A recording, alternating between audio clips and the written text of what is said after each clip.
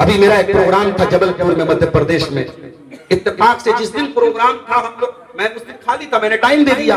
अब उन लोगों को मालूम नहीं था, जहां पे प्रोग्राम का स्टेज लगा वहां पे ख्वाजा साहब के मानने वाले थे।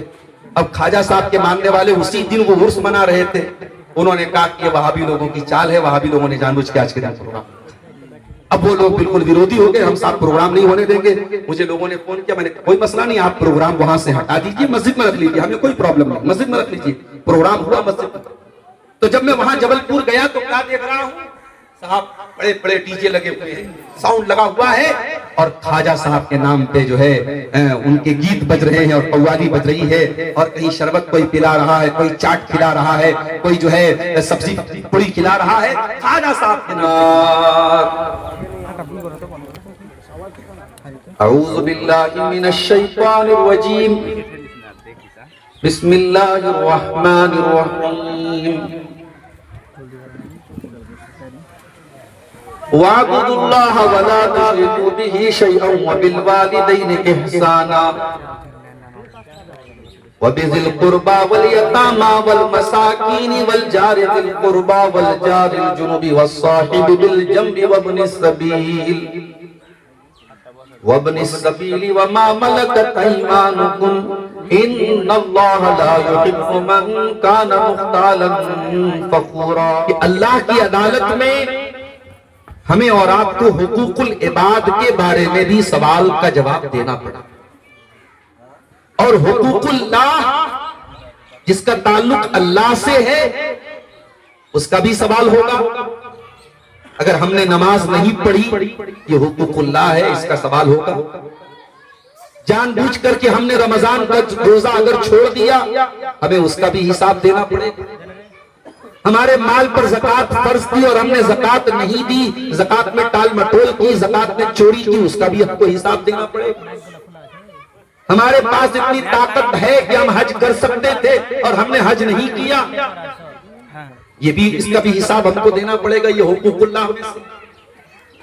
लेकिन जो हुकूकुल इबाद से जिसका ताल्लुक होगा, अगर हमने किसी का पैसा लेकर के हमने नाजायज तरीके से उस पर जुल्म किया, किसी को ज़बान से तकलीफ पहुंचाई हो, किसी को गाली दी हो, किसी की इज्जत पर हमला किया हो, किसी की गीबत की हो, किसी का कर्जा लेकर के बैठ गए होंगे, किसी की जमीन पर नाजायज कब्जा कर लिया होगा, किसी का वरासत में जो हक बनता था बहन का, बेटी का, उसका हमने हक नहीं दिया होगा। तो ये हुकूकुल इबाद है और इसका हिसाब हमें कयामत के दिन देना भी पड़ेगा। और अगर हमने दुनिया में नहीं दिया है तो हमें बहुत खतरनाक कीमत चुकानी पड़ेगी। आपका कटिहार शहर और आपका ये जिला कटिहार नेपाल बॉर्डर से बहुत ज्यादा दूर नहीं। नेपाल का पैसा आप इंडिया में लेके आए, कोई लेने के लिए जल्दी तैयार नहीं। तो बॉर्डर पे चाहे कोई ले ले, लेकिन दूर कोई लेने के लिए तैयार नहीं। करेंसी अलग अलग। आप हज करने जाते हैं, उम्रा करने जाते हैं, आपको यहीं से रियाल लेना पड़ता है। 24-25 रुपए का एक रियाल आपका मिलता है। आप सऊदी अरब में जाकर के कोल्ड ड्रिंक मांगेंगे, पानी मांगेंगे, और इंडिया का 500 का नोट दिखाएंगे, गांधी जी का फोटो दिखाएंगे, वो कहेगा नहीं, वो कहेगा माफ करो, मैं ये नहीं ले सकता, ये हमारे देश की करेंसी नहीं है, आपको सऊदी अरब का रियाल देना। मेरे प्यारे साथियों, हमने हुकूकुल इबाद में अगर कोई कोताही की होगी तो कयामत के दिन हम पैसे के बदले पैसा दे करके छूट नहीं पाएंगे। वहां हमारे पास दुनिया की करेंसी नहीं होगी, वहां की करेंसी क्या होगी? आइए अल्लाह के रसूल की हदीस की रोशनी में आपको समझाने की कोशिश करें। अल्लाह के प्यारे नबी अपने सहाबा से पूछते हैं, अतदरूना मल मुफलिस, क्या तुम जानते हो मुफलिस कौन है? गरीब कौन है? फकीर कौन है? साहबा ने कहा, अल्लाह के रसूल, गरीब वो आदमी है जिसके पास रुपया पैसा ना हो, दिरहम ना हो, दिनार ना हो। आपने फरमाया, अल मुफलिस फी उम्मती मन याती यौमल क़ियामति बिसलातिन व सियामिन व सदक़तिन, मेरी उम्मत में सबसे गरीब आदमी, सबसे फकीर आदमी, सबसे कल्लाश आदमी वो होगा जो कयामत के दिन नमाज भी लेकर के आएगा, रोजा भी लेकर के आएगा, सदका खैरात भी लेकर के आएगा, दान वगैरह भी उसने दिया होगा।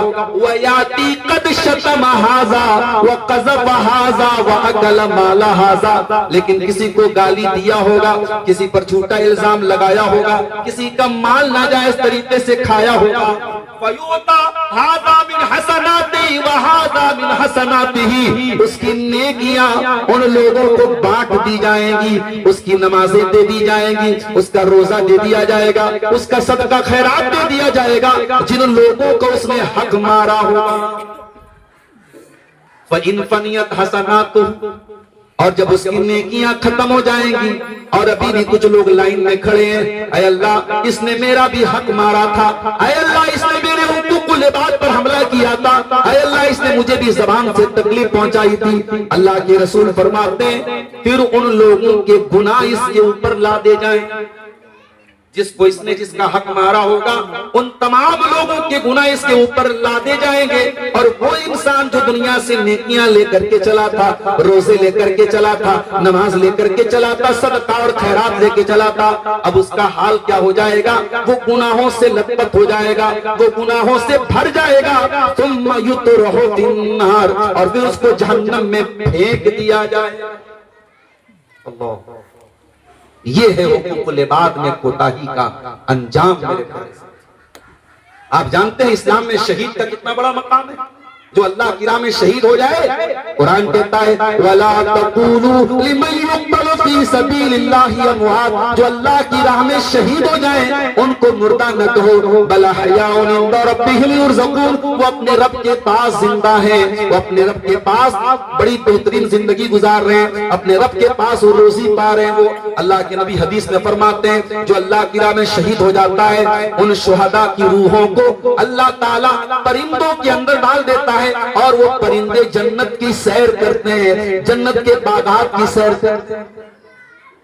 इतना बड़ा मकाम है शहीद। लेकिन अगर शहीद भी हुकूकुल इबाद में कोताही करेगा, अल्लाह के प्यारे नबी फरमाते हैं युग़फ़रु लिश्शहीद कुल्लु ज़ंबिन इल्ला अद-दईन, जो अल्लाह की राह में शहीद हो जाता है उसके सारे के सारे गुनाह माफ हो जाते हैं, मगर कर्जा माफ नहीं होता।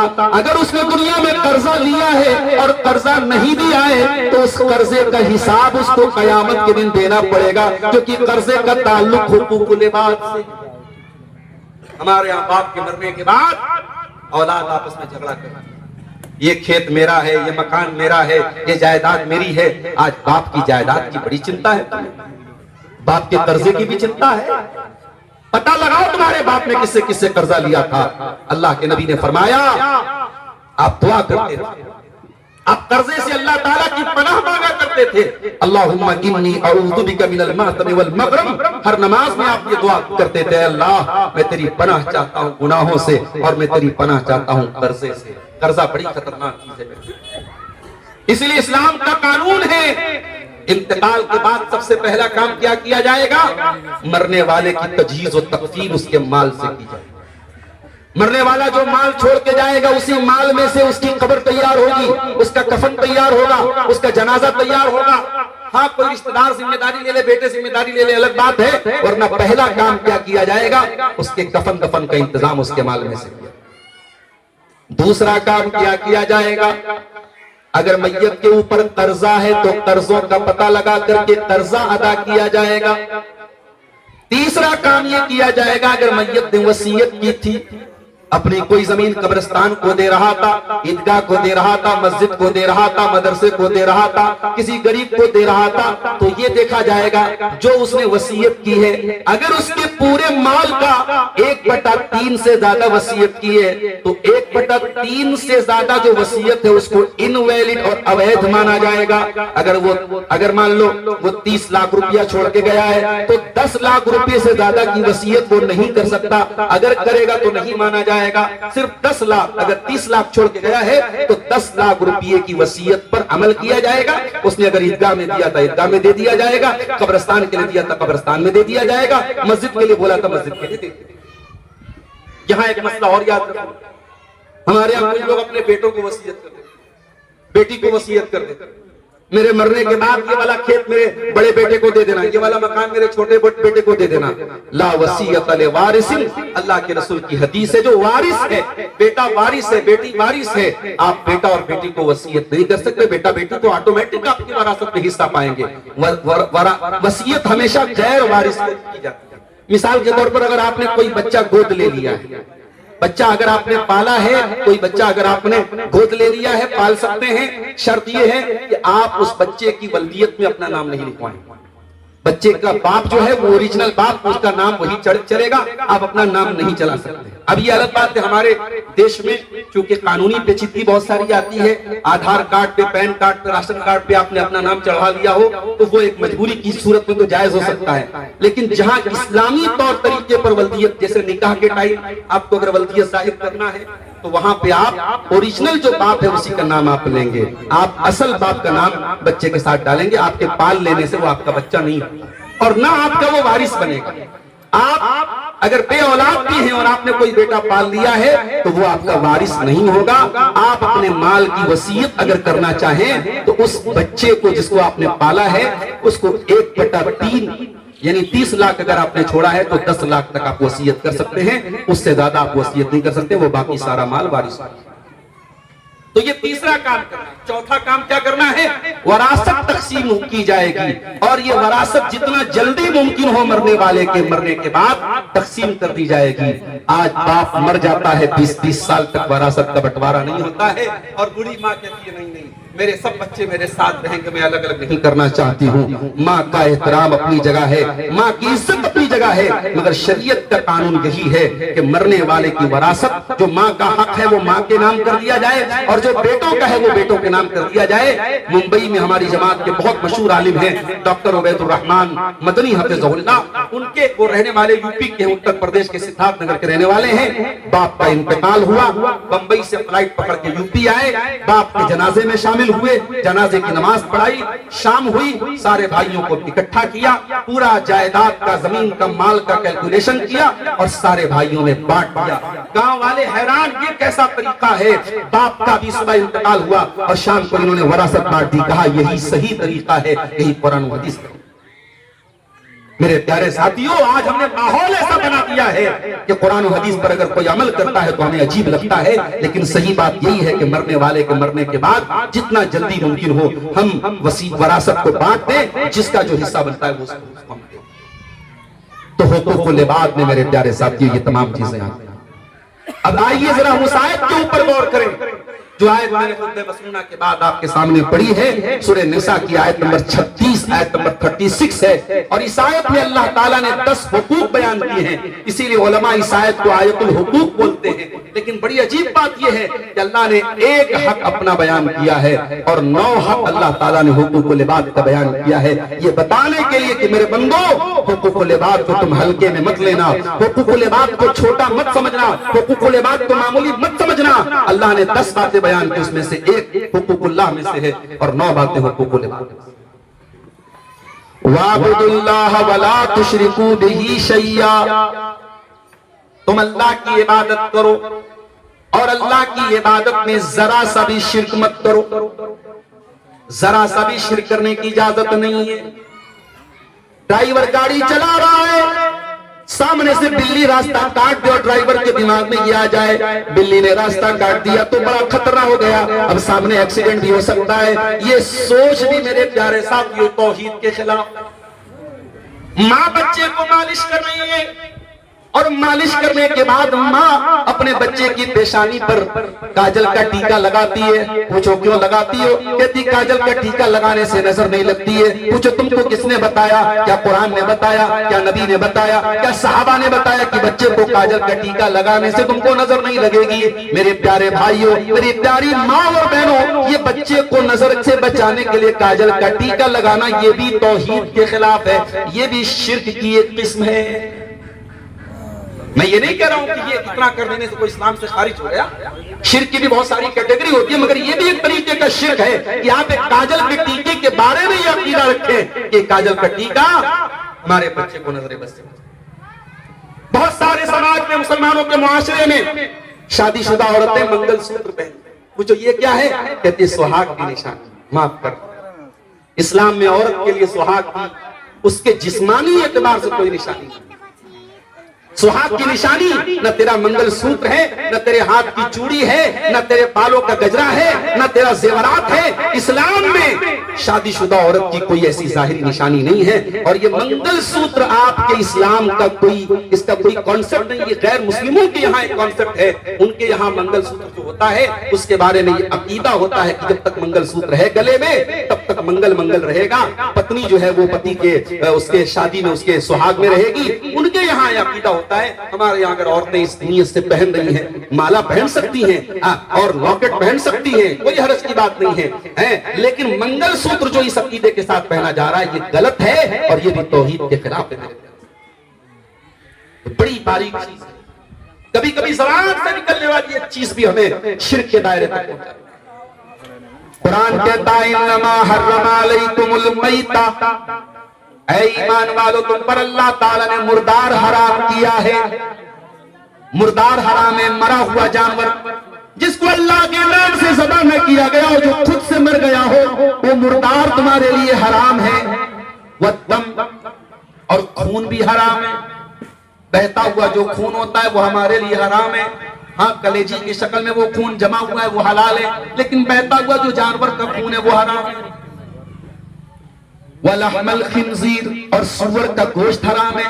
वमा उहिल्ल बिही लिगैरिल्लाह, और जिस चीज पर अल्लाह के सिवा किसी और का नाम लिया जाए, खाजा साहब का नाम लिया जाए, बड़े पीर साहब का नाम लिया जाए, किसी नबी का नाम लिया जाए, किसी वली का नाम लिया जाए, किसी देवी का नाम लिया जाए, किसी देवता का नाम लिया जाए, ईसा मसीह का नाम लिया जाए, किसी का भी नाम लिया जाए, वमा उहिल्ल बिही लिगैरिल्लाह, इस तरीके से मुर्दार हराम है, इस तरीके से खून हराम है, जिस तरीके से सूअर का गोश्त हराम है, उसी तरीके से जिस चीज पर गैरुल्लाह का नाम लिया जाए वो चीज।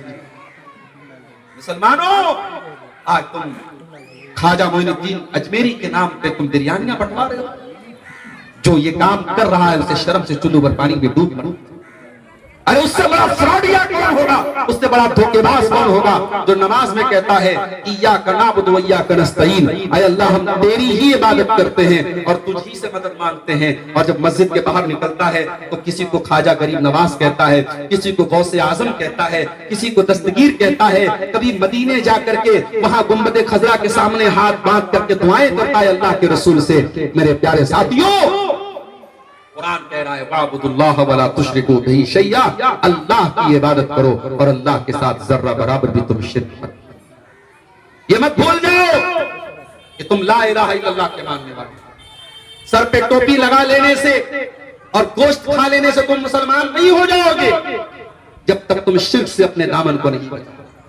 दुनिया का सबसे बड़ा पाप यही शिर्क है। मेरे प्यारे साथियों, अगर तौबा किए बगैर दुनिया से मर गए और शिर्क से तौबा नहीं की तो अल्लाह ताला क्या बचने का, नजात का कोई रास्ता नहीं। इसीलिए अल्लाह के प्यारे नबी फरमाते हैं मन क़ाला ला इलाहा इल्लल्लाहु खालिसन मिन क़िबली नफ्सिही दखलल जन्नह, जो ला इलाहा इल्लल्लाह पढ़ेगा, जो तौहीद का इकरार करेगा और मरते दम तक तौहीद पर कायम रहेगा, जो शिर्क नहीं करेगा वो जन्नत में जाएगा। ऐ बरारी वालों, ओ हरिशपुर वालों, इस तौहीद की हिफाजत करना और अल्लाह का शुक्र अदा करना, ये तौहीद आपको फ्री में मिल गई है। आपको इसके लिए कोई मेहनत नहीं करनी पड़ी, कोई कुर्बानी नहीं देनी पड़ी। आपके बाप भी तौहीद पर थे, आपके दादा भी तौहीद पर थे, आप तौहीद वाले घराने में पैदा हुए और आपके घर में शिर्क नहीं हो रहा है, तो ये बहुत बड़ी नेमत है। इस नेमत की कदर करना मेरे भाइयों, और अपनी आने वाली नस्लों को भी तौहीद सिखा करके जाना। कहीं ऐसा न हो आपका बच्चा बेंगलोर में पढ़ रहा है, आपका बच्चा मुंबई में जॉब कर रहा है, आपका बच्चा कलकत्ता में जॉब कर रहा है और आपने उसकी तरबियत मजबूत नहीं की, और जहां पर वो जॉब कर रहा है या जहां पे वो पढ़ाई कर रहा है वहां के एटमॉस्फेयर से और वहां के माहौल से प्रभावित होकर, मुतासिर होकर आपका बेटा तौहीद को छोड़ दे, और वो शिर्क वाले काम करने लगे, मजारों पर भी सजदे करने लगे, पत्थर के बुतों के आगे सजदे करने लगे, गैर मुस्लिमों के त्योहार में भी शिरकत करने लगे। और आपका बेटा आपसे कहे अब्बा आप तो बहुत कट्टरपंथी हैं, हम लोग तो बड़े लिबरल और सेकुलर हैं। अगर आपका बेटा ऐसा सेकुलर और लिबरल बन रहा है कि अपने दीन और ईमान से समझौता कर रहा है, तो ये बहुत बड़े खतरे की घंटी है। मेरे प्यारे साथियों, अपनी तौहीद की भी हिफाजत करो और अपनी आने वाली नस्लों की भी तौहीद की हिफाजत करो। आज हालात बहुत नाजुक है।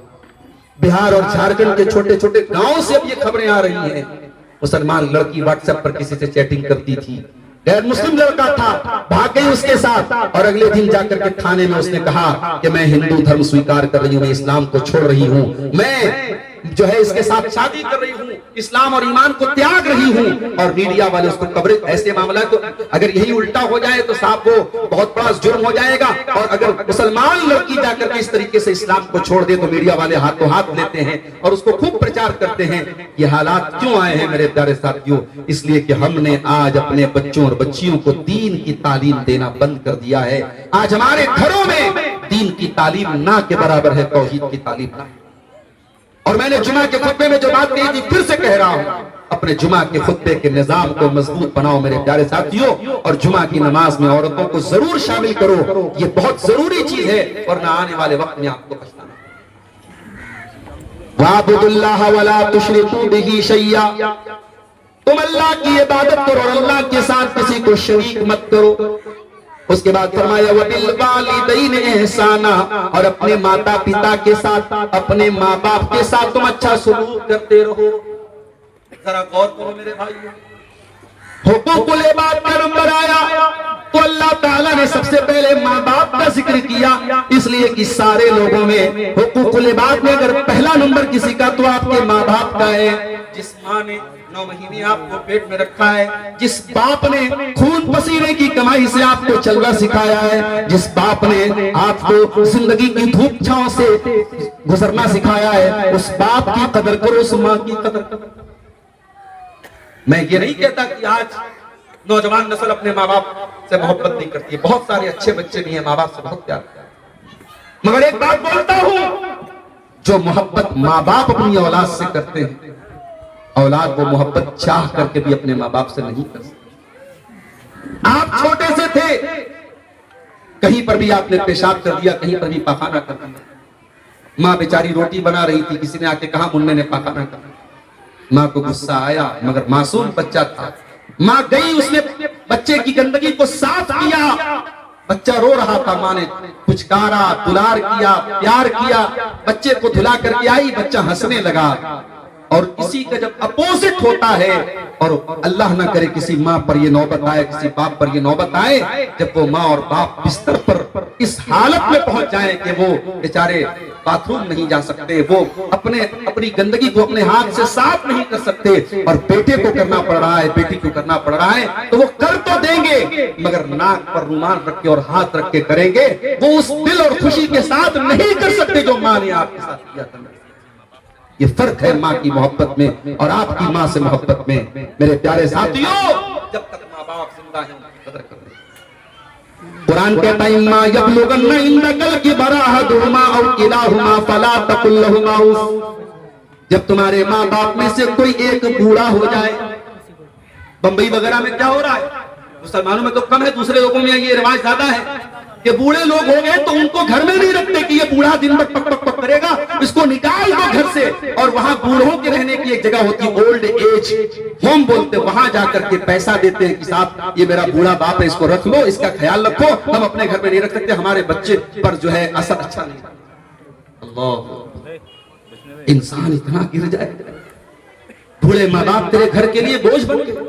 और उसी हमारे उत्तर प्रदेश की धरती पर ऐसा वाकया भी हमने देखा है, मुसलमान घर में ऐसा वाकया देखा है, बाप चला गया, बूढ़ी माँ बची बेचारी, 70-75 साल की उम्र हो गई थी बूढ़ी माँ की, बेचारी उसका पेट सही नहीं रहता था, कहीं पर भी गंदगी कर देती थी, पाखाना कर देती थी, और इकलौता बेटा था और बहू थे, बेटा और बहू जो है उस बूढ़ी माँ की खिदमत करने से जब थक गए तो उन लोगों ने एक दिन पता नहीं क्या खिला दिया उस बूढ़ी औरत को। अगले दिन उसकी लाश पाई गई और लोगों का कहना है, चश्मदीद लोगों का कहना है कि उस बूढ़ी औरत की बॉडी देख करके ऐसा लग रहा था, उसका पूरा शरीर ऐसा नीला पड़ा हुआ था, ऐसा लग रहा था कि उसको जहर दिया। मेरे प्यारे साथियों, हम किस दौर में जिंदगी गुजार रहे हैं। कुरान 1400 साल पहले तुम्हें माता पिता का सम्मान करना सिखा।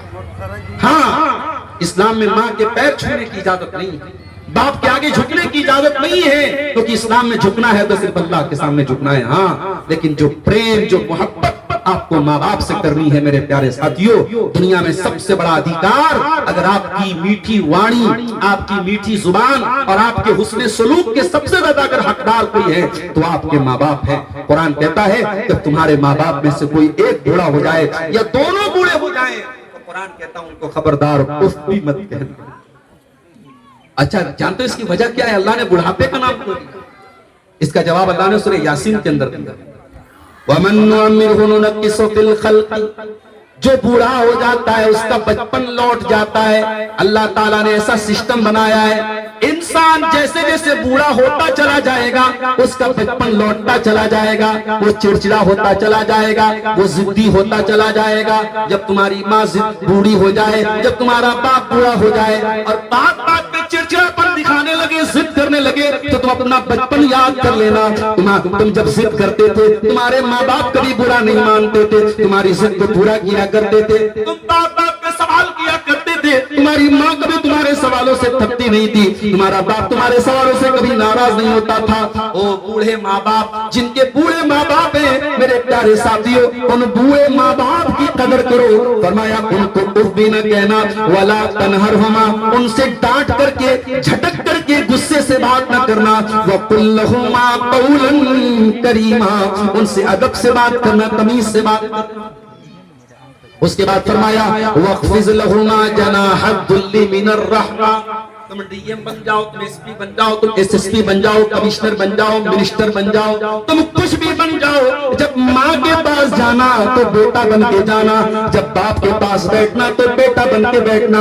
माँ को अपनी कुर्सी का पावर न दिखाना, बाप को अपने ओहदे का पावर न दिखाना। फरमाया वख्फिज लहुमा जनाहद्दुल्ली मिनर रहमा, अपने माँ बाप के सामने डाउन टू अर्थ हो जाना, अपने आप को डाउन कर देना, अपने आप को झुका देना। और ये दुआ भी अल्लाह ने सिखा दी, वक़ुर रब्बिरहमहुमा कमा रब्बयानी सगीरा, और ये दुआ पढ़ते रहना कि ऐ मेरे परवरदिगार, मेरे माता पिता पर तू रहम फरमा, मेरे माँ बाप पर तू दया कर। ऐ अल्लाह, जिस तरीके से बचपन में उन्होंने मुझको पाला, कितने लोगों को ये दुआ याद है? रब्बिरहमहुमा कमा, आज ये दुआ भी बहुत सारे लोगों को याद नहीं है। आज बाप का इंतकाल हो जाए, माँ का इंतकाल हो जाए तो बेटा इस काबिल भी नहीं है कि अपने बाप और माँ के जनाजे की नमाज पढ़ सके ढंग से, उसकी दुआएं तक उसको याद नहीं है। और आप इन मदरसों को हकीर समझते हैं, इन मौलवियों को हकीर समझते हैं। मेरे प्यारे साथियों, कम से कम एक बेटे को तो ऐसा बनाओ, एक बच्चे को तो ऐसा बनाओ, एक बच्ची को तो ऐसा बनाओ कि जब आपका इंतकाल हो जाए तो वो बच्चा और बच्ची अल्लाह के सामने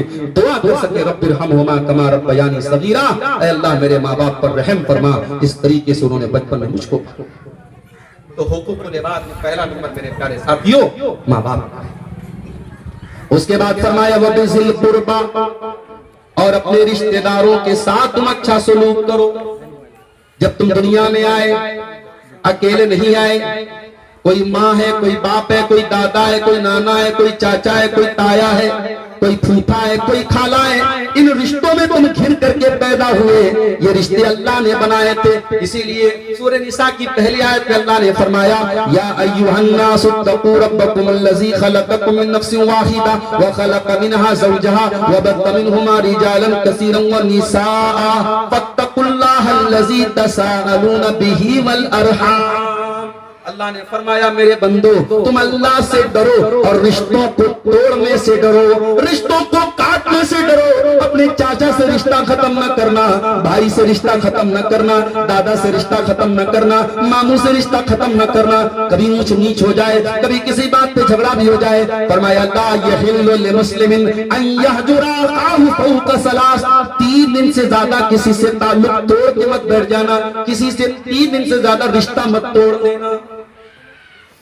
आज हमारे यहाँ थोड़ा गौर कीजिएगा, गांव घर की आम कहानी, भाई भाई में बातचीत बंद है, चाचा भतीजे में बातचीत बंद है, कहीं के तो बेटा बाप से बात नहीं करता है, बेटा मां से बात नहीं करता। और यही नहीं, रिश्ते तो रिश्ते होते हैं मेरे भाइयों। इंसान जब कभी किसी से रिश्ता तोड़ लेता है तो मरने के टाइम बच्चों से कह के जाता है, खबरदार मैं दुनिया से जा रहा हूं, चाचा से रिश्ता मत रखना, ताया से रिश्ता मत रखना। अपने बच्चों को भी गलत बात की वसीयत कर देता। अगर बाप ऐसी कोई वसीयत करके भी जाता है तो कुरान और हदीस का हुक्म यही है, ला ताअता लि मखलूकिन फी मासियतिल खालिक, अल्लाह को नाराज करके माँ बाप की बात भी नहीं मानना है। रिश्तों को जोड़ने की कोशिश करो मेरे भाइयों, रिश्तों को तोड़ने की कोशिश करो। जानते हो जब अल्लाह ने इस दुनिया को बनाया तो रिश्ता, जिसको अरबी में रहम बोलते हैं, ये रिश्ता जाकर के अल्लाह के दामन में जाकर के पनाह ले लेता है। और रिश्ता अल्लाह ताला से कहता है कि अल्लाह, कल दुनिया में लोग रिश्ते को तोड़ेंगे तो कहां लोग पनाह लेंगे, किसकी पनाह लेंगे? अल्लाह तेरी पनाह लेंगे। अल्लाह ने रिश्ते से फरमाया, अला अमा तरज़ीना अन असिल मन वसल की वा तामन क़ता, ऐ रिश्ता क्या तू ये नहीं चाहता कि जो तुझको जोड़े मैं उसको जोड़ूं, जो तुझको तोड़े मैं उसको तोड़ूं? जो रिश्ते को जोड़ेगा अल्लाह उसको जोड़ेगा, जो रिश्ते को तोड़ेगा अल्लाह उसको। इसलिए मेरे भाइयों, अगर 4 पैसे अल्लाह ने दिए हैं, मस्जिदों में देते हो बहुत अच्छी बात है, मदरसे में देते हो बहुत अच्छी बात है, कब्रिस्तान में देते हो बहुत अच्छी बात है, लेकिन अगर तुम्हारे रिश्तेदारों में, तुम्हारे भाई बंधुओं में, तुम्हारे खानदान में, तुम्हारे रिश्तेदारों में अगर कोई गरीब है, जरूरतमंद है, पहले उसकी मदद करो मेरे प्यारे साथी। अल्लाह के नबी फरमाते हैं, अस्सदक़तु अला ज़िर्रहिम सिंतान, अपने रिश्तेदार को जब आप दान देते हैं, जब सदका देते हैं, जब ज़कात देते हैं, तो आप डबल सवाब पाएंगे। एक रिश्तेदारी का सवाब पाएंगे और दूसरे ज़कात का और सदका खैरात का सवाब पाएंगे। लेकिन हाँ, हर रिश्तेदार को ज़कात नहीं दे सकता। बाप अपने बेटे को ज़कात नहीं दे सकता, बेटा अपने बाप को ज़कात नहीं दे सकता, बीवी अपने शौहर को ज़कात नहीं दे सकती। जिन रिश्तेदारों की कफालत हमारे जिम्मे, उनको हम ज़कात नहीं, हाँ उनकी मदद कर सकते, पैसा दे सकते, लेकिन हम ज़कात की कोई रकम उनको नहीं दे सकते। तो अपने रिश्तेदारों की मदद किया करो मेरे साथ, और ऐसी मदद करो कि रात के सन्नाटे में जाकर के पूछते हैं।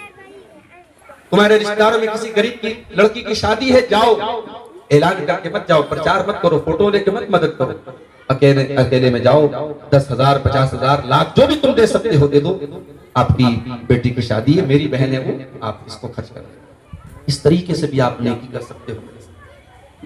जुमा का दिन था, आज आपने फजर की नमाज अगर मस्जिद में पढ़ी होगी और इमाम साहब ने सूरे दहर पढ़ाई होगी दूसरी रकात में, तो ये आयत भी आपने सुनी होगी, वयुतइमून अत्ताआम अला हुब्बिही मिस्कीनन व यतीमन व असीरा। अल्लाह के नेक बंदे गरीबों को खाना खिलाते हैं, यतीमों को खाना खिलाते हैं, कैदियों को खाना खिलाते हैं, और जब खाना खिलाते हैं तो क्या कहते हैं, इन्ना ला नुरीदु मिनकुम जज़ाअन वला शुकुरा इन्ना नखाफु मिन रब्बिना यौमन अबूसन कमतरीरा। हमें तुमसे कोई थैंक यू, कोई शुक्रिया, कोई बदला नहीं चाहिए, हम तो अल्लाह से अपना बदला चाहते हैं। मेरे प्यारे साथियों, अपने रिश्तेदारों के काम, और अगर किसी रिश्तेदार से आपकी अनबन हो गई है तो जा करके बात खत्म कर दो। अगर आपको अपनी नाक कटवानी पड़ जाए, अगर आपको ऐसा लगता है कि मैं गया तो दुनिया यही कहेगी मैं झुक गया, मेरी नाक कट गई, तो मेरे प्यारे साथियों, अगर झगड़ा खत्म करने के लिए नाक कट जाए तो ऐसी नाक को कटवा लेना। अगर दुनिया की नजर में तुम झुक गए तो झुक जाना, मगर बात को खत्म कर देना, इसके बदले में तुमको जन्नत में महल मिलेगा। अल्लाह के नबी फरमाते हैं, अना ज़ईमुन बिबैतिन फी रबदिल जन्ना, मैं जन्नत के किनारे उस एक मकान की गारंटी देता हूं उस इंसान को, लिमन तरकल मिरा व इन काना मुहिqqन, जो हक पर होने के बावजूद झगड़ा छोड़ दे। आप हक पर है, आप सही हैं, सामने वाला गलत है, लेकिन अगर आप झगड़ा खत्म कर दे जाकर के, भाई चलो जो हुआ सो हुआ, बात खत्म करो, अगर आपने झगड़ा खत्म कर दिया, मेरे प्यारे साथियों, दुनिया की बड़ी से बड़ी दौलत इसके सामने क्या हैसियत रखती है। नबी ने फरमाया जन्नत में आपको महल मिलेगा। आज कलकत्ता जैसे शहर में बॉलीवुड का एक्टर शाहरुख खान जब अपना होटल लेता है, तो कलकत्ता में गया तो लोगों ने मुझको दिखाया कि कई करोड़ का ये होटल जो है शाहरुख खान ने लिया है। आज कलकत्ता जैसे शहर में करोड़ों का कोई होटल अगर कोई ले रहा है तो बॉलीवुड का एक एक्टर ले रहा है जिसके पास करोड़ों की दौलत है। मेरे प्यारे साथियों, मैं कहता हूं ये करोड़ों के होटल और ये अरबों की दौलत जन्नत के 1 स्क्वायर फीट एरिया के मुकाबले भी कुछ नहीं है। अल्लाह के नबी ने फरमाया लमौज़ु सौतिन फिल जन्नह, जन्नत में एक कोड़ा रखने की जगह, जन्नत में 1 स्क्वायर फीट का एरिया दुनिया की तमाम नेमतों से बेहतर है। मेरे प्यारे साथियों, अगर अपने रिश्तेदार से झगड़ा खत्म करने पर आपको जन्नत में एक मकान मिल रहा है तो ये घाटे का सौदा नहीं है। जाओ और बात खत्म कर दो। चाचा से अगर बिगाड़ है तो बिगाड़ खत्म करके दोस्ती कर लो। भाई से अगर बातचीत बंद है जाके बात खत्म कर लो। मेरे भाइयों, यकीन करो आपके कारोबार में भी बरकत होगी, आपकी रोजी रोटी में भी बरकत होगी। जब खानदान में मेल और मोहब्बत होगा, आपकी उम्र में भी अल्लाह ताला बरकत देगा, आपकी रोजी रोटी में भी बरकत देगा। एक मिसाल याद आई, हजरत आयशा रज़ी अल्लाह ताला अन्हा, उनका एक मर्तबा कुछ इख्तिलाफ हो गया उनके भांजे के साथ, हजरत अब्दुल्ला बिन जुबैर।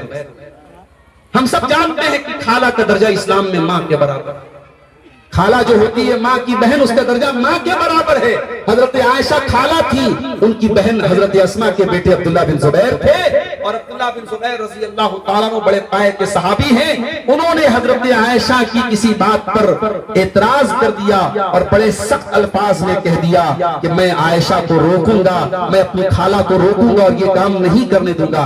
हजरत आयशा को ये बात पता लगी, हजरत आयशा को बहुत बुरा लगा और उन्होंने बड़े गुस्से में कसम खा के कहा कि आज के मैं अब्दुल्ला बिन जुबैर से बात नहीं करूंगा। सहाबा थे कोई इंसान, सहाबा कोई फरिश्ते नहीं थे, हमारी और आपकी तरह वो भी इंसान थे। उनके बीच में भी नाराजगी होती थी, झगड़ा होता था। हजरत आयशा अपने भांजे से नाराज हो गई। हम और आप होते तो सोचते क्या फर्क पड़ता है, खाला अगर नाराज हो जाए तो हो जाए, अगर हम पैसे वाले हैं, अगर हम इज्जत वाले हैं, अगर हमारा समाज में नाम है तो हम किसी के सामने झुकने वाले नहीं है। मगर वो सहाबा थे, हजरत आयशा से जब नाराजगी हुई, अब्दुल्ला बिन जुबैर को अपनी गलती का एहसास हुआ, आए अपनी खाला के पास, ऐ मेरी खाला जान मुझे माफ कर दीजिए, मैंने गलत बात बोल दी, मुझे ऐसा नहीं बोलना चाहिए था, ऐसा जुमला नहीं इस्तेमाल करना चाहिए था। उन्होंने बहुत माफी मांगी मगर हजरत आयशा अपने भांजे को माफ करने को तैयार नहीं हुई। आखिर में अब्दुल्ला बिन जुबैर ने एक आइडिया लगाया, उनके दिमाग में एक आइडिया आया। उन्होंने 2 सहाबा से बातचीत किया। ये कौन 2 सहाबा थे? एक का नाम मोहम्मद इब्न मसलमा था, दूसरे का नाम मुझे याद नहीं आ रहा है। 2 लोग थे। ये दोनों सहाबी जो थे ये अल्लाह के रसूल के नानिहाल से इनका ताल्लुक था। नानिहाल समझते हैं आप, यानी माँ का जो मायका होता है, पता नहीं आपके यहाँ शेरशाबादी में क्या बोलते हैं उसको, तो उर्दू में नानिहाल बोलते। तो जो नानिहाल का जो रिश्ता था, अल्लाह के नबी बहुत मोहब्बत करते थे अपने नानिहाल के रिश्तेदारों से, तो हजरत आयशा भी नबी के रिश्तेदारों से बहुत मोहब्बत करती थी। अब्दुल्ला बिन जुबैर ने आइडिया लगाया और नबी के नानिहाल के 2 सहाबा से कहा कि आप लोगों को मेरा मसला हल करना है और चल करके मेरी खाला को मना लेना है। ये तीनों लोग जब पहुंचे हजरत आयशा के घर में, बुखारी के अल्फाज हैं, इन्होंने दरवाजे पर जाके सलाम किया, अस्सलामु अलैकुम व रहमतुल्लाहि या उम्मुल मोमिनीन, ऐ उम्मुल मोमिनीन आपके ऊपर सलाम हो। हजरत आयशा ने सलाम का जवाब दिया। इन्होंने कहा अनदखुल, क्या हम अंदर आ जाएं? हजरत आयशा तो अंदर थी, उनको पता नहीं था कि इब्न जुबैर भी आए हैं, मेरे भांजे भी आए हैं। उन्होंने कहा ठीक है अंदर आ जाओ। जब ये तीनों लोग अंदर गए, अंदर पर्दा लगा हुआ था, पर्दे के उस पार हजरत आयशा थी, इस पार तीनों लोग। जरा गौर करो, नबी की बीवी है, सबकी मां है, पूरी उम्मत की मां है, और जाहिर है कि हजरत अब्दुल्ला बिन जुबैर के सामने हजरत आयशा उम्र दराज भी है। लेकिन इन तीनों लोगों के आने के बाद जब ये तीनों अंदर गए तो हजरत आयशा सामने नहीं आई, पर्दे में थी। पता ये चला कि मुसलमान औरत हर हाल में पर्दा करती है अपने गैर महरम के लिए, चाहे वो उम्र दराज हो जाए, लेकिन वो पर्दे का एहतमाम करती है।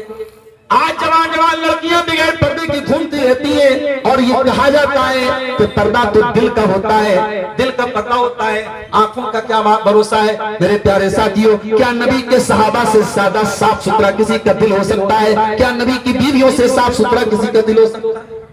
ये तीनों लोग अंदर गए, अंदर पर्दा लगा था, पर्दे के उस पार हजरत आयशा थी। जैसे ही तीनों लोग अंदर गए, अब्दुल्ला बिन जुबैर चूंकि खाला थी उनकी, खाला तो मां के बराबर होती है, खाला महरम होती है, गैर महरम नहीं होती है। हजरत अब्दुल्ला बिन जुबैर अंदर गए और खाला के गले लग करके फूट फूट के बोले और माफी मांगने लगे कि खाला जान आपके भांजे ने गलती कर दी, मुझे नहीं ऐसा जुमला बोलना चाहिए था, वो तो आपकी बहन का बेटा, वो तो आपके बच्चे के बराबर, माफ कर दीजिए। हजरत आयशा भी रोने लगी, कहने लगी नहीं नहीं ऐ इब्ने जुबैर, मैंने कसम खाई है मैं तुझसे बात नहीं करूंगी, मैं तुझसे रिश्ता नहीं रखूंगी। हजरत आयशा भी रोती चली जा रही है, इब्ने जुबैर भी रोते चले जा रहे हैं, और इधर ये दोनों सहाबी भी रो रहे हैं और रोते हुए कह रहे हैं कि ऐ हजरत आयशा, ऐ उम्मुल मोमिनीन, ऐ नबी की ज़ौजे मोहतरमा, आपने तो अल्लाह के रसूल की वो हदीस सुनी होगी, आपने फरमाया कि किसी मुसलमान के लिए जायज नहीं है कि अपने मुसलमान भाई से 3 दिन से ज्यादा ताल्लुक तोड़ के रखे। ऐ अम्मा आयशा, माफ कर दीजिए अपने भांजे को, खत्म कर दीजिए बात को, 3 दिन से ज्यादा टाइम गुजर चुका है, मुनासिब नहीं है आपके लिए। जब इन लोगों ने बहुत ज्यादा प्रेशर डाला, आखिर हजरत आयशा ने माफ किया अपने भांजे को। और इस्लाम में अगर कसम कोई तोड़ दे तो उसका कफारा क्या है? एक गुलाम आजाद करना है, या 3 दिन रोजा रखना है, या 10 मिस्किन को खाना खिलाना है। मगर हजरत आयशा रजी अल्लाह तआला अन्हा ने इस कसम के कफारे के तौर पे 40 गुलाम आजाद किए। और जब इस वाक़े को हजरत आयशा याद करती थी, ज़ारो कतारो रोने लगती थी। मेरे प्यारे साथियों, रिश्तेदारों का बहुत बड़ा हक होता है।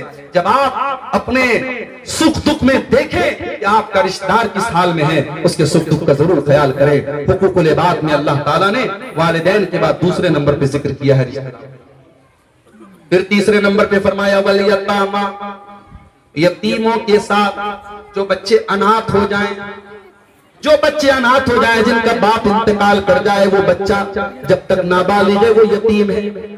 उस यतीम बच्चे के साथ तुम अच्छा सलूक करो। अगर मदरसे में कोई यतीम बच्चा पढ़ रहा है, हो सके तो उसकी पढ़ाई का खर्चा जाकर के उठा लो, उसके अनाज का खर्चा जाकर के उठा लो, उसकी खुराकी की फीस जाकर के अदा कर दो। किसी यतीम के काम आ जाओ, किसी यतीम के साथ जुल्म न करो, किसी यतीम के साथ अन्याय न करो। यतीम का बड़ा हक है मेरे प्यारे। मगर आज समाज इस कदर जलील हो चुका है कि बाप की जिंदगी में अगर कोई भाई मर जाए तो दूसरा भाई अपने ही यतीम भतीजों से कहता है जाओ, तेरा बाप मर गया, अब तेरे बाप की मेरे बाप की जायदाद में तुम लोगों का कोई हिस्सा नहीं बनता है। अपने ही यतीम बच्चों, अपने ही यतीम भतीजों को अपने बाप की जायदाद में से धक्का देके निकाल दिया। और वहां पे लोगों को शरीयत याद आती है कि शरीयत का कानून यही है कि बाप की जिंदगी में बेटा मर जाए तो फिर दादा की वरासत में पोतों का हक नहीं। मेरे प्यारे साथियों, इस्लाम के कुछ कानून ऐसे भी हैं जो आपके ईमान की और आपकी इंसानियत की परीक्षा लेने। जब ये मौका आ जाए और किसी का भाई अपने बाप की जिंदगी में मर जाए तो वहां भाई को ये सोचना चाहिए कि जो हमारा भाई मर गया है, अगर मैं मरा होता और मेरे बच्चे आज अगर यतीम हुए होते तो क्या होता। वहां परीक्षा दादा की है। दादा को ये चाहिए कि जब तेरा बेटा मर गया तेरी जिंदगी में और तेरे यतीम पोते पोतियां हैं तो तुझे तो इस्लाम ने ऑप्शन दिया है, तू अपनी वरासत में 1/3 हिस्सा तू वसीयत कर सकता है। वहां पे दादा को चाहिए कि अपने पोतों और पोतियों के नाम वो वसीयत कर दे। 1/3 तक तो कर ही सकता है। और दादा अगर नहीं भी करता है तो वहां चचा लोगों की और जो उस मरहूम भाई की जो और भाई लोग हैं उनके ईमान की परीक्षा है। मेरे प्यारे साथियों, मगर हम इसका समाज में उल्टा देखते हैं। हम ये देखते हैं अपने ही यतीम भतीजों को लोग निकाल देते हैं, उनको बाप की जायदाद में हिस्सा। और वहां कहते हैं साहब शरीयत का यही कानून है। जिंदगी में शरीयत का कोई कानून याद हो चाहे न याद हो, यहाँ पे जरूर उनको कानून याद आ जाता है और कहते हैं नहीं साहब आपका हिस्सा नहीं बनता है। मेरे प्यारे साथियों, वो यतीम है और यतीम का बड़ा हक है। नबी ने कहा यतीम के सर पे मोहब्बत से हाथ फेर दो, अल्लाह तुम्हारे दिल की सख्ती को दूर करे। उसके बाद फरमाया वल मसाकीन, और मिस्कीनों और गरीबों के साथ भी तुम अच्छा सलूक करो। तुम अगर पैसे वाले हो, तुम्हारा मकान बहुत अच्छा है, तो जो गरीब है, जो कमजोर है, जो बेचारा झोपड़ी में रहता है, उस बेचारे को हकीर न समझो। अपनी दौलत पर तुम अहंकार न करो, गुरूर न करो। उस गरीब की मदद करो, मदद नहीं कर सकते तो कम से कम बेइज्जती मत करो, इंसल्ट मत करो। उसके बाद फरमाया वल जारि ज़िल कुर्बा, और अपने उन पड़ोसियों के साथ भी अच्छा सलूक करो जो पड़ोसी भी हैं और रिश्तेदार भी हैं। अगर आपके घर के बगल में आपका भाई रहता है तो पड़ोसी भी है, रिश्तेदार भी है, उसके साथ तुम्हें ज्यादा अच्छा सलूक करना। वल जारिल जुनूबी, और अगर पड़ोसी है लेकिन रिश्तेदार नहीं है तब भी उसके साथ अच्छा सलूक। पड़ोसी है और रिश्तेदार है तो डबल हक है, और पड़ोसी है और रिश्तेदार नहीं है तब भी हक है। यहां तक कि अगर पड़ोसी है और वो गैर मुस्लिम है, हमारी कास्ट का नहीं है, हमारे धर्म का नहीं है, तब भी मेरे प्यारे साथियों हमें उसके साथ अच्छा सलूक करना है। इस्लाम में धर्म और जात के आधार पे पड़ोसी को कोई तकलीफ पहुंचाने की इस्लाम में इजाजत नहीं है। अगर गैर मुस्लिम भी है तो उस पड़ोसी के साथ आपको अच्छा सलूक करना। ये बात याद रखो। आज भारत में जितना भी नफरत का माहौल पैदा हो चुका है, लेकिन अगर आपके गांव में गैर मुस्लिम आपके साथ रहते हैं तो आपको उनके साथ वही भाईचारा और वही अखलाक अपनाना है जो इस्लाम आपको शिक्षा देता है और तालीम देता है। पड़ोसी का बहुत बड़ा हक है, आप पेट भर के खाएं और आपका पड़ोसी भूखा रहे, ये इस्लाम की तालीम नहीं है मेरे प्यारे साथियों। चाहे वो रिश्तेदार हो, चाहे रिश्तेदार ना हो, मुसलमान हो चाहे ना हो, अगर पड़ोसी है तो उसका बहुत बड़ा। अब दो तीन चीजें और बयान करके मैं बात खत्म करूंगा। अल्लाह ने फरमाया वस्साहिब बिल जंबी, जो आपके सफर का साथी है। आप ट्रेन में जा रहे हैं, दिल्ली जा रहे हैं, कलकत्ता जा रहे हैं, ट्रेन में आपके साथ जो आदमी बैठा है उसको तकलीफ मत पहुंचाओ, उसके साथ कोई बुरा सलूक मत करो। अब जब ट्रेन में और बस में सफर करने वाले के साथ आपको अच्छा सलूक करना है तो आपकी जो पत्नी है, जो वाइफ है आपकी, वो तो सारी जिंदगी आपके सफर में आपकी हम सफर हैं। इसीलिए उलमा ने इस आयत की तफसीर में लिखा कि वस्साहिब बिल जंब में बीवी भी शामिल है, जो आपकी जिंदगी भर की हम सफर है। बीवी के साथ अच्छा सलूक करो, बीवी को नौकरानी मत समझो, बीवी को गुलाम मत समझो, बीवी को ऐसा मत समझो कि तुम आका हो, वो तुम्हारी नौकरानी है। बीवी से मोहब्बत करो, बीवी को इज्जत दो। अल्लाह ने फरमाया तुम्हारे पहलू के जो साथी हैं उनके साथ भी तुम अच्छा सोचो। उसके बाद फरमाया वअनी सबील, और अगर कोई परदेसी है, कोई दूसरे स्टेट से, दूसरे इलाके से आया, मेहमान बन के आया, मेहमान की इज्जत करो, परदेसी के काम आओ। वमा मलकत अयमानुकुम, और जो तुम्हारे गुलाम है, तुम्हारी लौंडियां हैं, जो नौकर चाकर हैं, अपने नौकरों के साथ भी तुम अच्छा सलूक करो। अगर आप कोई कंपनी चलाते हैं, कोई ऑफिस है आपका, कोई कारखाना है आपका, और आपके अंडर में कुछ लोग काम करते हैं, तो अपने नौकरों के साथ भी आप अन्याय मत कीजिए, अत्याचार मत कीजिए। जुमा के खुतबे में आपने वाकया सुना कि गुलाम को सहाबी ने ज्यादा सजा दे दी, तो नबी ने फरमाया कयामत के दिन उसका अंजाम भुगतना पड़ेगा। इसीलिए एक सहाबी ने जब अपने किसी गुलाम को बुरा भला कह दिया और उसकी माँ का नाम लेकर ताना मार दिया, तो अल्लाह के नबी बहुत भड़क गए, बहुत नाराज हुए, और अल्लाह के प्यारे नबी सल्लल्लाहु अलैहि वसल्लम फरमाया कि ऐ अबू ज़र, तुमने बहुत गलत काम किया है, ये दौर जाहिलियत वाला काम है। ऐ अबू ज़र, ये गुलाम, ये नौकर, ये भी तुम्हारे भाई हैं। अल्लाह ताला ने तुमको ऊपर बनाया, उनको नीचे बनाया, उनको तुम्हारे मातहत बनाया है। लिहाजा जो खाओ उनको खिलाओ, जो पहनो उनको पहनाओ, और उनकी ताकत से ज्यादा उनके ऊपर बोझ मत डालो। आज आप देखिए दुनिया में मजदूरों की यूनियन बनी है और यह मजदूर दिवस मनाया जाता है। 1400 साल पहले मोहम्मद अकरम सल्लल्लाहु अलैहि वसल्लम फरमाया कि जब मजदूर की मजदूरी दे दो इसके पहले कि उसका पसीना सूख जाए। मजदूरों का हक भी इस्लाम ने बयान किया, गरीबों का हक भी इस्लाम ने बयान किया, गुलामों का हक भी इस्लाम ने बयान किया। मेरे प्यारे साथियों, ये अल्लाह का दीन है, ये अल्लाह की शरीयत है, और इसमें समाज की हर वर्ग का हमें ख्याल करने का हुक्म दिया गया। और आखिरी बात जो अल्लाह ने सूरह निसा की आयत में कही, फरमाया इन्नल्लाह ला युहिब्बु मन काना मुख्तालन फखूरा। अल्लाह ताला किसी अहंकारी को, किसी घमंड करने वाले को, किसी गुरूर करने वाले को पसंद नहीं करता है। अहंकार करना इब्लीस का तरीका है, अहंकार करना कारून का तरीका है, गुरूर करना फिरौन का तरीका है। जिन्होंने गुरूर किया मिट्टी में मिल गए, कारून अपने खजाने के साथ जमीन में धंसा दिया गया, फिरौन पानी में डूबा करके मार दिया गया, इब्लीस हमेशा के लिए अल्लाह की बारगाह से धुतकार दिया गया। अहंकार न करो, गुरूर न करो, और हुकूकुल इबाद का ख्याल वही रखेगा जिसके दिल में अहंकार नहीं होगा। ऐ इंसान, तुझे किस बात का अहंकार है? फकीर पानी के कतरे से पैदा इंसान, मिट्टी से पैदा इंसान, तुझे गुरूर किस बात का है? ला तमश फिल अर्ज़ मरहा, जमीन में अकड़ करके न चल। इन्नका लन तखरिकल अर्ज़ा, तू जमीन को फाड़ नहीं सकता है। वरन तबलुगल जिबाल तूला, तू पहाड़ों की बुलंदी पे नहीं चढ़ सकता है। अल्लाह के इस यूनिवर्स में, अल्लाह की इस कायनात में तेरे जमीन के जैसे न जाने कितने सैयारे खला में घूम रहे हैं। इतनी बड़ी कायनात में एक छोटा सा गोला है जिसको हम जमीन कहते हैं। उस जमीन में बहुत सारी कंट्रीज और बहुत सारे मुल्क हैं, उसमें एक छोटा सा मुल्क है भारत, और भारत के छोटे से गांव में रह करके तू अहंकार करता है। अरे उस अल्लाह के, उस क्रिएटर के पावर के सामने तेरी क्या हैसियत है। इसलिए मेरे प्यारे साथियों, अल्लाह अहंकार करने वालों को, गुरूर करने वालों को पसंद नहीं करता है। हुकूकुल इबाद के ताल्लुक से ये चंद बातें आपके सामने रखी गई हैं। हम अल्लाह से दुआ करते हैं रब्बुल आलमीन हम सबको हुकूकुल इबाद के मामले में जो कमियां नाज़रा खातून कौन दिया है, माँ बीमार है, उनकी माँ बीमार है, ये किसी नाज़रा खातून नाम की खातून है, वो बीमार है, उनकी माँ बीमार है, उनकी माँ बीमार है। अल्लाह ताला उनको शिफाए कामिला अता फरमाए। उनकी तरफ से कुछ मस्जिद के ताउन भी आया है, अल्लाह कबूल फरमाए। अल्लाह ताला हम सबको कहने सुनने से ज्यादा अमल की तौफीक अता फरमाए। मैं एक मरतबा फिर हरीशपुर के इस गांव के तमाम लोगों का, यहाँ के इमाम साहब का और हमारे ये जो हमारे शेख हैं जामे सल्फिया में हमारे मुआसिरीन में से थे, अल्लाह इनको भी जज़ाए खैर दे। बड़ा खूबसूरत आपने ये प्रोग्राम आज सजाया और दिन के बावजूद और काम वगैरह छोड़ करके, अपनी मसरूफियात को छोड़ करके आप बैठे और गौर से आपने तकरीरों को सुना। अल्लाह ताला आप सबके जमा होने को, हम सबके जमा होने को कबूल फरमाए।